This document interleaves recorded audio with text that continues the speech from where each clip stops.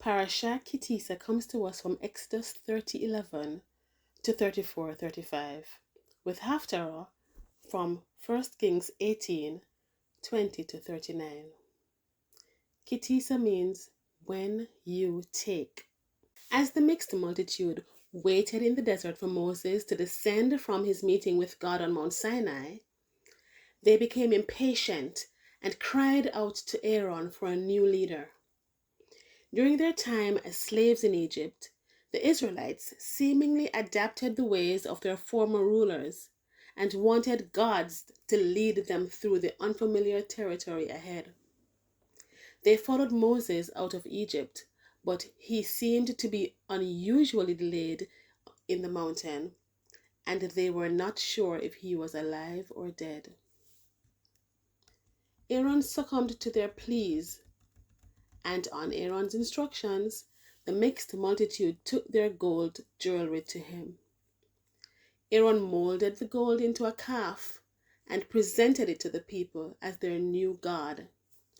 Aaron even built an altar before it, and the people worshipped and offered various sacrifices to it. The God who sees all and knows all became angry with the people as he fellowshipped with Moses on top of the mountain. He told Moses of his plan to destroy the people because of their sin. Moses pleaded with God on their behalf and reminded God of two things. One, how he miraculously brought them out of Egypt. He asked God to take into consideration what the Egyptians might say about him if their former slaves died in the wilderness.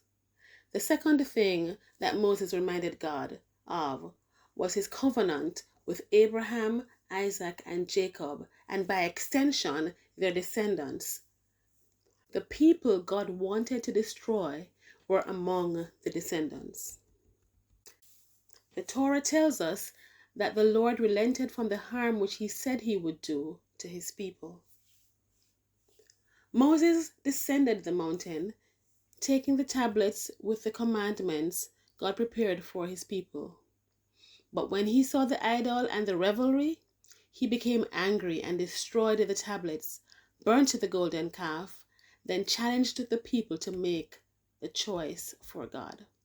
Similarly, in the Haftarah, King Ahab and his wife Jezebel led the Israelites into the worship of Baal and other false gods, and to offer unholy sacrifices.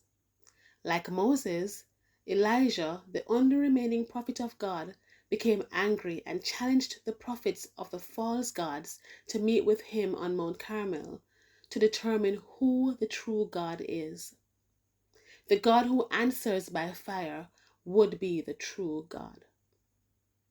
Elijah then asked the people, "How long will you waver between two opinions? If the Lord is God, follow him, but if Baal is God, follow him."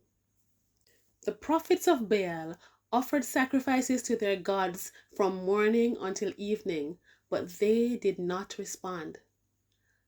When it was Elijah's turn, he took the time to repair the broken altar of the Lord. He took 12 stones, one for each tribe of Israel, and built an altar in the name of the Lord and prepared it in such a way that when the fire came, everyone would be certain it was only lit by the true and living God. Then he prayed. After the prayer, the Lord responded with fire, and everyone present was convinced who the true God is. They fell to the ground and acknowledged him. As the prophet Elijah challenged the people of his day, I challenge you to take your stand.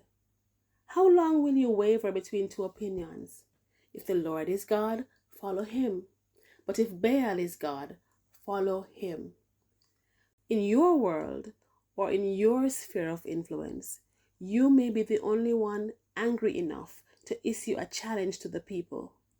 It is clear that many false gods have taken a place of prominence in the lives of the people of God.